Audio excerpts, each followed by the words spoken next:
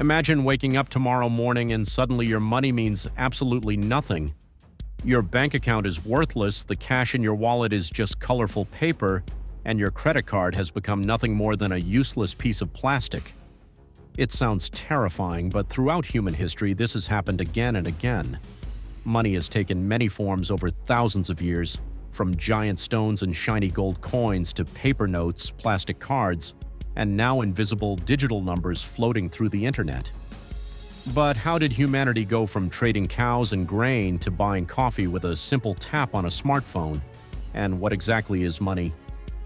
Today, we're taking a journey through the entire history of money, from its earliest beginnings to the digital currencies of today, uncovering how it shaped civilizations, built empires, caused wars, and transformed the world we live in. Long before coins, banks, or paper notes existed, people traded through barter.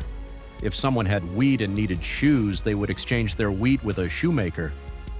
It sounds simple, but in reality it created major problems. Imagine you're a farmer with chickens and you need an axe. You find a blacksmith who makes excellent axes, but he doesn't want chickens, he wants wheat instead. Now your trade falls apart. This problem, known by economists as the double coincidence of wants, made barter slow and inefficient because both sides had to want exactly what the other offered. As human societies grew larger and more complex, barter became impractical. People needed something more reliable. That's when objects began to take on the role of money. Different cultures used different items depending on what they valued. Some used salt, others used cowrie shells, and many used cattle. In fact, the word salary comes from the Latin word related to salt because Roman soldiers were sometimes paid with it. Imagine receiving your monthly paycheck in seasoning. These early forms of money worked because people collectively agreed they had value, but they had obvious flaws. Cattle could die, salt could dissolve, and shells could lose value if too many were found. Humanity needed something durable, portable, and scarce. That solution came in the form of precious metals. Around 600 BCE, in the ancient kingdom of Lydia, the world saw the first official coins. These coins were made from electrum, a natural mixture of gold and silver, and were stamped by the state to guarantee their value. This was revolutionary because it standardized trade. No longer did people need to weigh pieces of metal or negotiate every transaction. A coin stamp served as proof of its worth. Soon, powerful civilizations like the Greeks, Persians, and Romans adopted coins. These coins became more than currency, they became symbols of power. Emperors stamped their faces onto them as a reminder that the state controlled value. That same principle still shapes modern money today. Among all precious metals, gold became the king of money. For thousands of years, gold was humanity's ultimate store of value.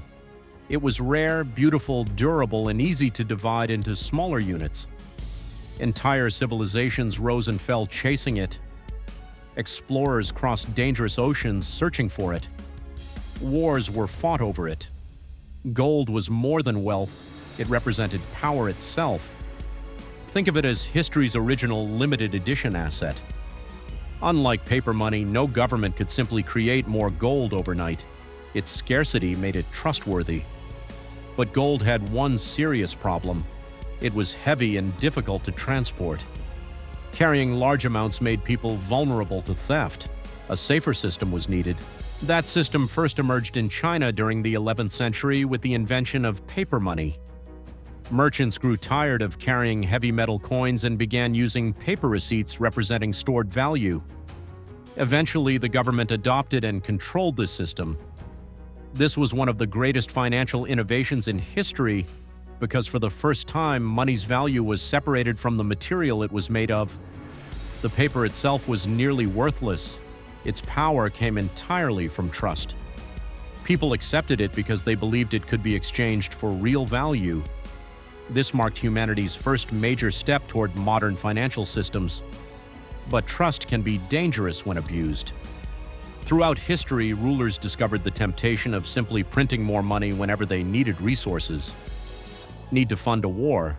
Print more. Need to pay debts? Print more. Need to solve economic problems. Print more. It sounds easy, but it comes at a cost. When too much money enters circulation, each unit becomes less valuable. This is inflation. One of the most dramatic examples happened in Germany after World War I. Prices rose so rapidly that people needed wheelbarrows full of cash just to buy bread. Imagine your morning coffee costing $5 today, $500 tomorrow, and $50,000 next week. That's hyperinflation. It revealed a critical truth. Money only works as long as people trust it. To create stability, many nations adopted the gold standard. Under this system, paper money could be exchanged for a fixed amount of gold. This limited governments because they couldn't print unlimited currency without having enough gold reserves to back it. For a time, the gold standard provided trust and stability, but it also restricted governments during economic crises. During the Great Depression, these limitations became painfully clear. Then, in 1971, Richard Nixon ended the convertibility of the US dollar into gold. This decision effectively ended the gold standard and introduced the modern era of fiat money, where currency has value solely because governments declare it does and people believe it. At the same time, banking was becoming central to the financial world. Early banking systems emerged in places like Florence during the Renaissance, where families such as the powerful Medici family transformed how money moved. Banks made it easier to store wealth, transfer funds, and lend money. Then came one of the most powerful financial concepts ever created: credit. Banks realized that not everyone withdrew their deposits at once, allowing them to lend out much of the money they held while keeping only a fraction in reserve. This practice, known as fractional reserve banking, allowed banks to create money through lending. Much of the modern money supply exists because banks issue loans for homes, businesses, and investments. This fueled massive economic growth, though it also introduced risks when trust in banks collapsed. By the late 20th century, money began disappearing physically. Cash was gradually replaced by credit cards, debit cards, and electronic transfers. Online banking made paper statements nearly obsolete. Today, most money exists only as digital entries in databases. Think about it. When your salary arrives, you don't physically hold it. It appears as numbers on a screen. Your wealth is mostly digital information. This transformation made transactions faster and global commerce easier. You can send money across the world in seconds and make purchases instantly, but it also introduced new vulnerabilities such as cybercrime, privacy concerns, and dependence on centralized systems. Then came a radical new idea. In 2009, a mysterious individual or group known as Satoshi Nakamoto introduced Bitcoin. It was the world's first decentralized digital currency, operating without banks or governments. Instead, it relied on blockchain technology, a public ledger maintained by a distributed network of computers.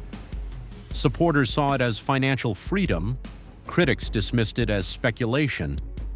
Regardless of opinion, it fundamentally changed how people think about money. Thousands of cryptocurrencies followed. Governments began exploring central bank digital currencies. Cashless societies started becoming a reality. This raises an important question: what is money really? After thousands of years of evolution, from barter and cattle to gold coins, paper notes, digital banking, and cryptocurrency, money remains one thing above all else: trust. It has no inherent magic. A paper bill is just paper. A gold coin is simply metal. A Bitcoin is lines of computer code. Their value exists because people collectively agree that it does. Money is one of humanity's greatest shared stories, a system built entirely on belief. The next time you tap your phone to pay for something or check your bank balance online, remember that you're participating in a financial system thousands of years in the making. It's a system that built civilizations, toppled empires, fueled exploration, and transformed the human experience. And the most fascinating part is that its story is still being written. The future of money could be digital currencies, fully cashless societies, or something entirely new that we haven't yet imagined. Whatever comes next, one thing is certain: money will continue to evolve, just as it always has. So what do you think the future holds? Will cash survive? Will crypto dominate? Or will an entirely new form of money emerge? Let us know in the comments, and if you enjoyed this journey through history, don't forget to like, subscribe, and stay tuned for the next story.